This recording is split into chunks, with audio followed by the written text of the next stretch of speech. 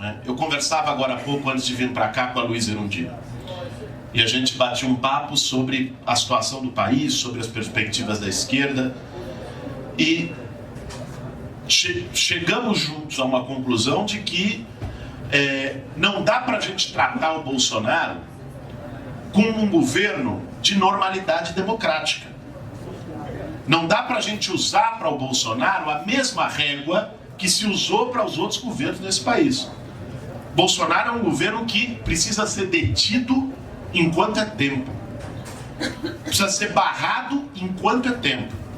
E a Luísa esses dias se pronunciou no Congresso, se a questão é crime de responsabilidade, meus caros, tem uma lista de mais de 10, de quebra de decoro, de todo tipo.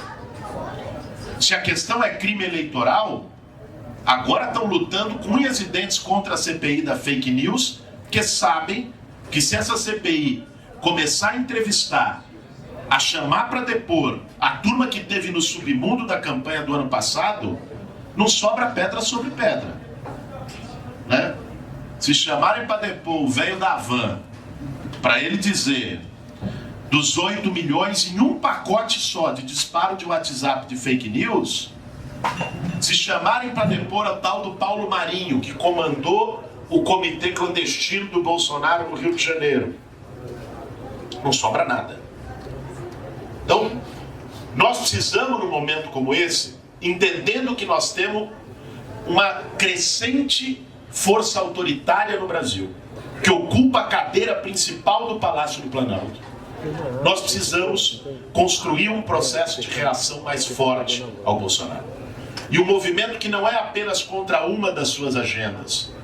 Porque se a gente foca numa agenda, ele vem numa avalanche de 30 na mesma semana.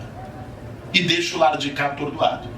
Nós temos que construir um movimento e uma campanha contra o governo Bolsonaro, para interromper esse absurdo que é o governo Bolsonaro.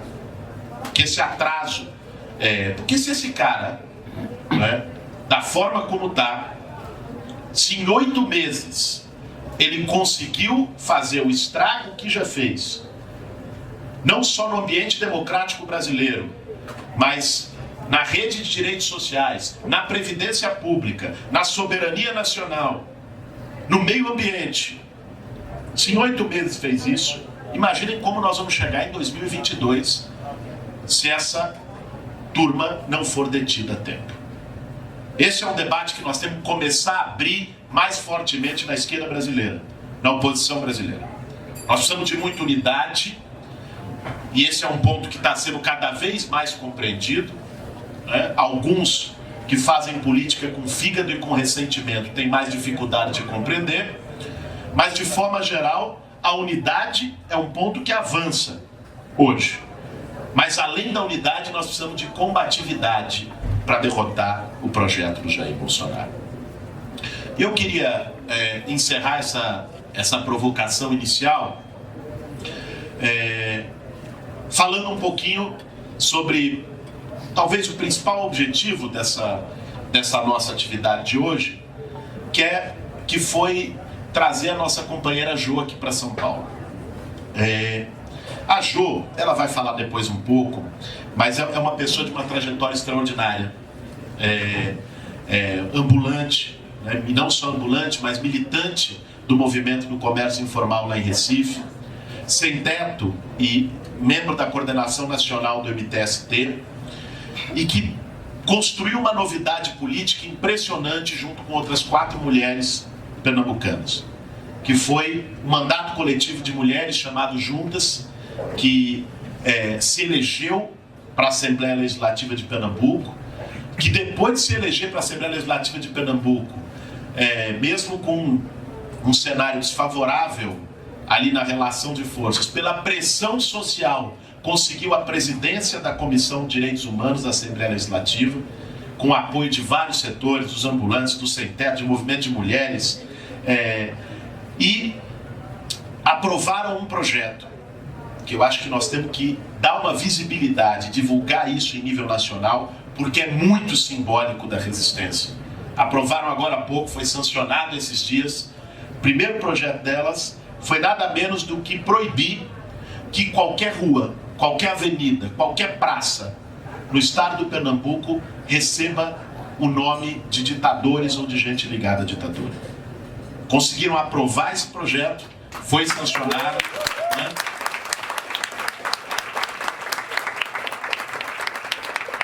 E a partir desse dia não se pode mais em Pernambuco, né, ter a Avenida Castelo Branco, Praça Costa e Silva, né, Viaduto Médici, não pode, né? Então, e isso, para o momento que nós estamos vivendo, às vezes as pessoas acham, é simbólico. Mas o peso que esse simbolismo tem é muito grande. Disputar o futuro passa por disputar a memória do passado.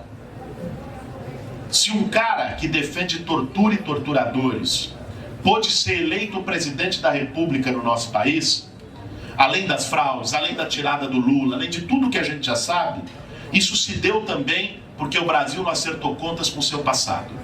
Diferente de vários vizinhos nossos, que puniram torturadores, que prenderam ditadores. No Brasil, isso ficou naquela transição meio mambembe que a gente fez, né? Ficou meio permissivo. Não foi feita verdade, memória e justiça.